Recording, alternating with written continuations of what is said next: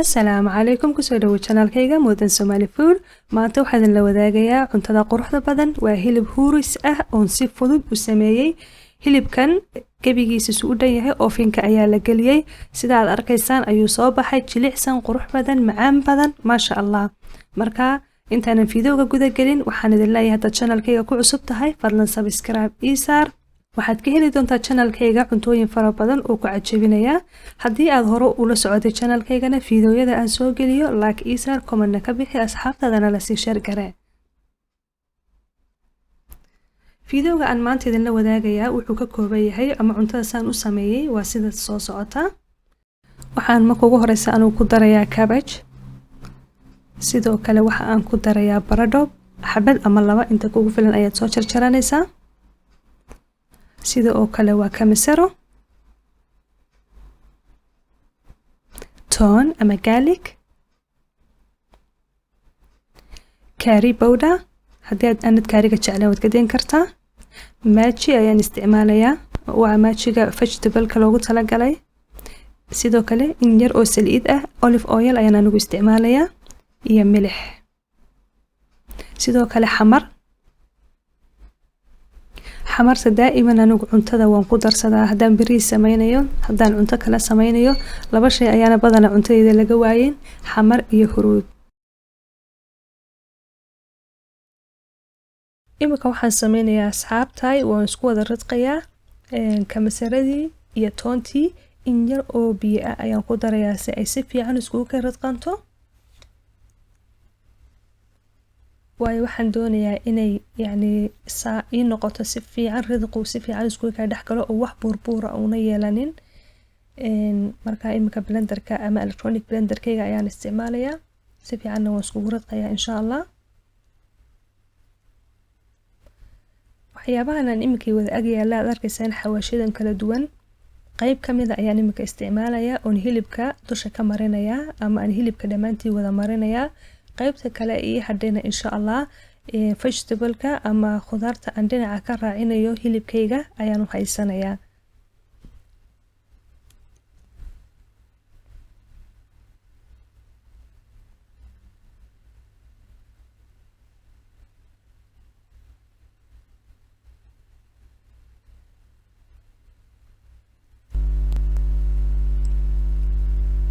maasha Allah imika waan soo dhameystiray inaan ridqo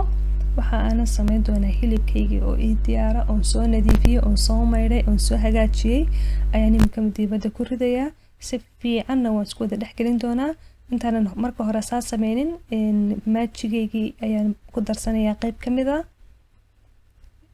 in yaroo milixana waan ku darayaa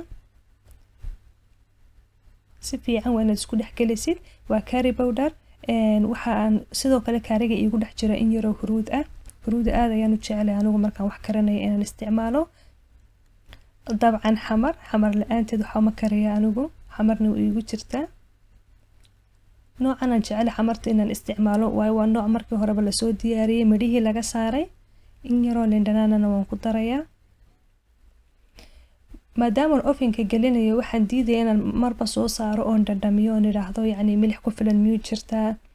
dhandhanaan ku filan miyuu leeyahay marka imika haddaan xamar iyo liin dhanaan iyo milix iyo maaji iyo arrimaha isku wada raaciyay hadhow tolo gunta ayay ka galaysaa saliideedana qayb aan ku darsanayaa qaybta kale soo hadhayna insha Allah hadhow tolo khudaarta ayaan ku darsan doonaa marka imika waa diyaar sida aad arkaysaan hilibkaygana waa soo qaadanayaa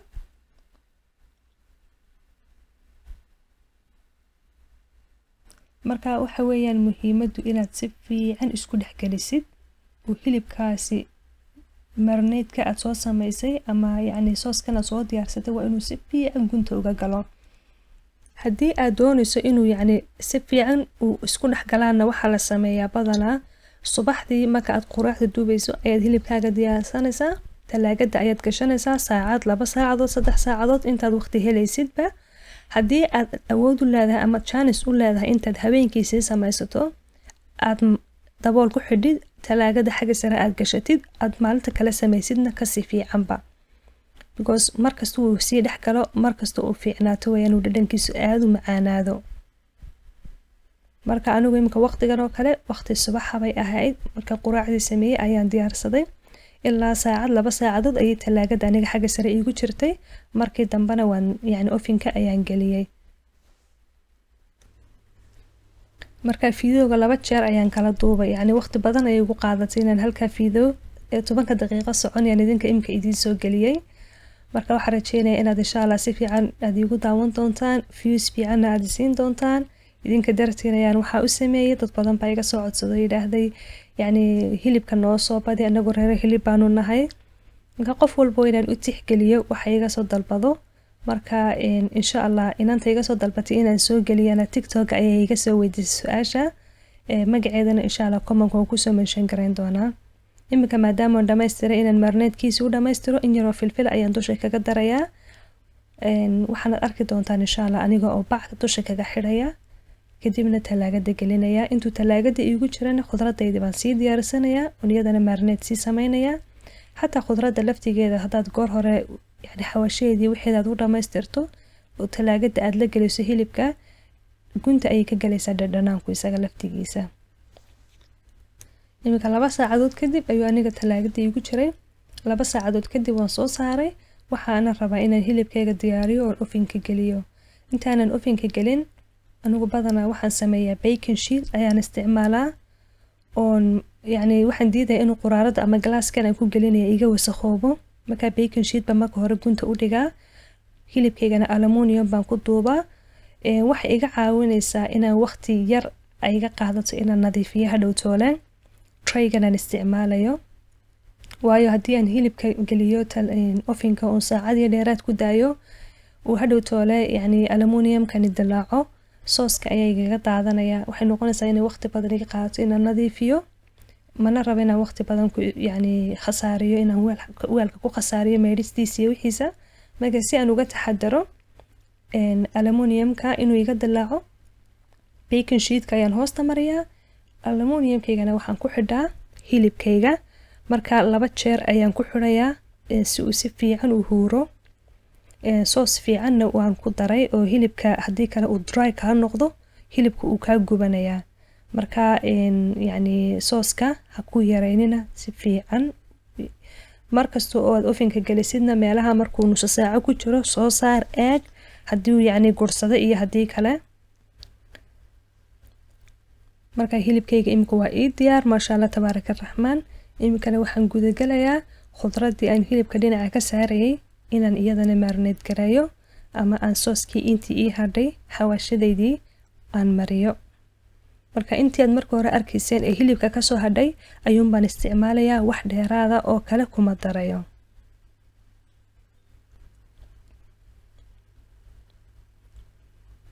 khudar badan ma isticmaalin 2 nooc oo kaliya weeyaan waa baradho iyo kaabaj yar laakiin haddaad adigu doonayso waxyaabo kale inaad raaciso sida barbarooniga oo kale يعني خضروات بدن oo kala duwan aad doonayso inaad raaciso yani waa qof iyo dooqiisa anigu maalintan waxaan jeclaado inaan inta raacsado laakiin khudaar badan oo kale oo isticmaalaa way jirtaa waana jecelahay waxyaabaha greenka aad baan u jecelahay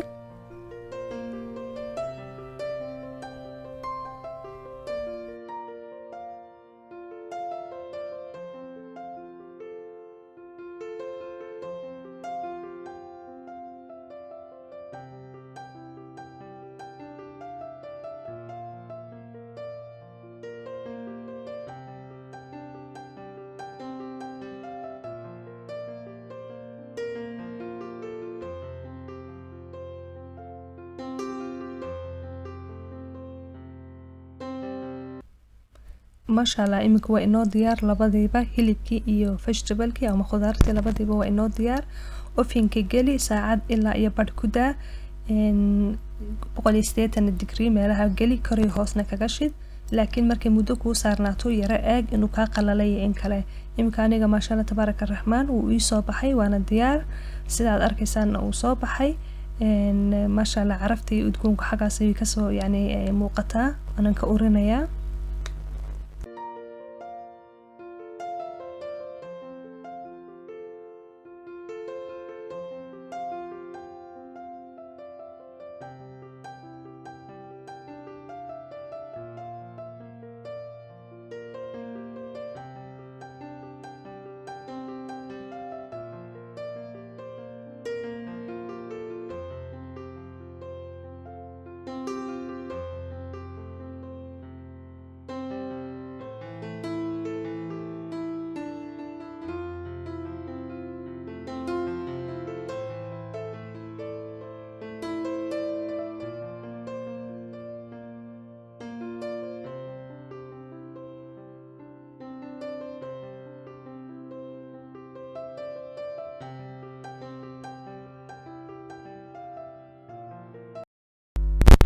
ما شاء الله cuntadayda imika waa ii diyaar bilaadhkii ayaan ku ridanayaa sidaad arkaysaanba